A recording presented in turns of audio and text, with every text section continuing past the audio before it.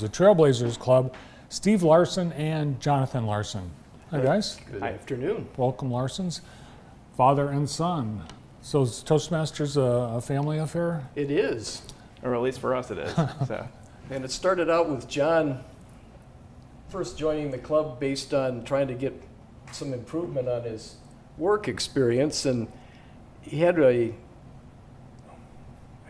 open house coming up, and he asked me to come because everybody tries to bring a certain amount of guests to the meeting. So he kind of last minute invites Dad, see if Dad's doing anything, and fortunately I wasn't that night. Fortunately or unfortunately, That's right. really. And after that, I went to the meeting, and it seemed like it was something I wanted to pursue as we get closer and closer to retirement. Not that that's a requirement, but it just seemed like I wanted to make sure I keep active as I got older, and I'd looked at a few other opportunities, and this just really seemed to fit what I was trying to do with my retirement years. So as we're going through the experience of Toastmasters, his youngest brother, my youngest son, decides that he was kind of sitting at home on the couch, and I kind of grabbed him and said, well, why don't you come on to Toastmasters? And he ended up joining. So we got three of us with both John's, and my wife ends up on occasions as visitors too. So we almost have a over number of Larsens that show up on certain occasions. But it really seems to be a fun occasion, or fun time as to go and just kind of bounce off. I know you were sharing with what was the one thing that seems like every time we go into Toastmasters, and if John or I give a speech, you end up like, I never heard that before, or why didn't you ever share that before? But it seems like that 5 to 7 minute time frame that you give a speech gives you like an unqualified or a reduced amount of time that you can just focus and share something, and instead of getting the interaction back and forth and being drowned out when you're trying to talk, it ends up opportunities to learn something about each other that you never knew. But So what my dad was talking about is his draft number. So he was talking about his number was 230. And that's not something that I've had to know or such. And that was just something that I wrote that down, and said, hey, that's news to me. But that was one of the things that I got out of his speech. So that was really good. And there's other things that I've probably learned just because of doing that as well, is just you learn from those speeches that someone else is giving. So, and typically a speech is 5 to 7 minutes that we're practicing within Toastmasters. So the audience gets something out of it in addition to the skill, the training you guys get. That's correct. And I think the interesting thing is that when we give the speeches, that you end up having an evaluator honed in on specifically listening to your speech, and what they're trying to do is to find out what you did well and tell you about it, and what you could really work on. Not so much what you did bad or wrong. We try to phrase it at least as to, this is something that you can do a little bit better the next time that you give a speech. And so hopefully you try to integrate whatever it is, whether it be more hand gestures or whether it be more vocal variety, or whatever the suggestion that a person can use to make their next speech better. It seems like I'm hearing more about Toastmasters lately. Is it growing? Are you adding more clubs or more people? I would like to work on adding more clubs. I've actually taken on the role coming up from this 2019-2020. I'll be the area director. So there's 5 clubs that are in Jackson right now, and I'd like to see at least 2 more that we could build. And we were talking about that off camera before of what other opportunities that there are out there too. So it's one of those places where we could add more clubs. Most of our meetings are for those 5 clubs are either on a Tuesday or Wednesday, but that's not necessary. It could be on any day of the week, and it's usually about an hour and a half for a meeting.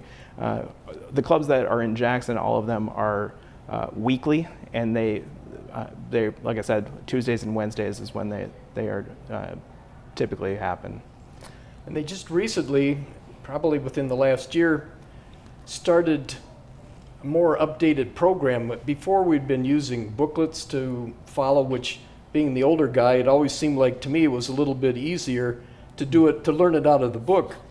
But we're moving more and more to doing it online, which really, once I get the computer expert over here, starts explaining it to me, and that I'm able to actually work my way through it.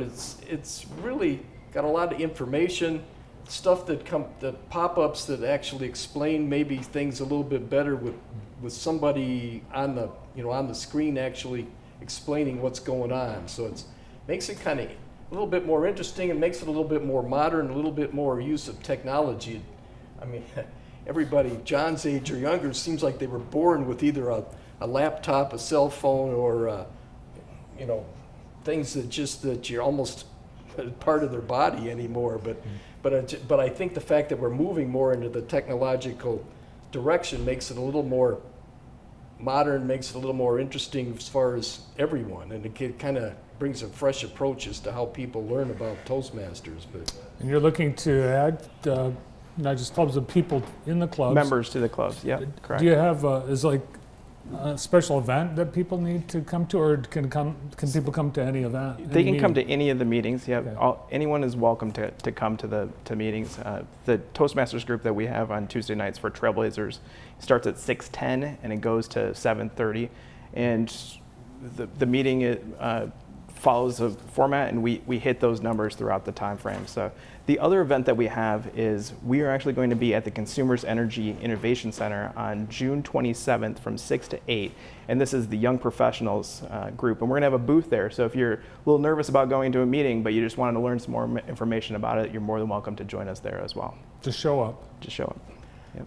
I think as we were researching, getting ready to come on the program, I found it interesting as to who's actually been through Toastmasters. I mean, the list of people was pretty amazing. It kind of ranging from James Lovell to Tim Allen as far as people that had actually experienced Toastmasters. And I think that from what I was reading was actually there's been 4 million people that have actually experienced Toastmasters at some point in their lives. And a lot of times it isn't necessarily a lifetime commitment. A lot of people that we've had come through look at it as a 6 months experience to maybe get a booster shot as to what they're trying to do, some public or some special public speaking event coming up for them. And so they come in and get a chance to practice their speech, get the evaluation as to how they're doing and things that maybe they could tweak that speech just a little bit. But it gives you a positive experience to be able to practice something. Sure. And in the sense that, like John and I like to say, is that you kind of get a positive experience to be able to fail at something and know how to not have a tragic Epic fail, if you will. Yeah. So for technology people, there's a website people can find out more information about. Yeah, so Toastmasters.org is the overall. We have our own website as well, which is jtbtoastmastersclub.org, and that's the Trailblazers Club as well. Right. All right. Well, if you want to join Toastmasters or just check it out, they'd love to see you. Appreciate you guys coming in today. Thank you very much, Thanks, Bart. Or if you just want to spend more time with the Larsens. That's fair. That's fair too. From the Trailblazers Club, Toastmasters, Steve Larsen and Jonathan Larsen. Thank you. Thank you. Stay tuned. The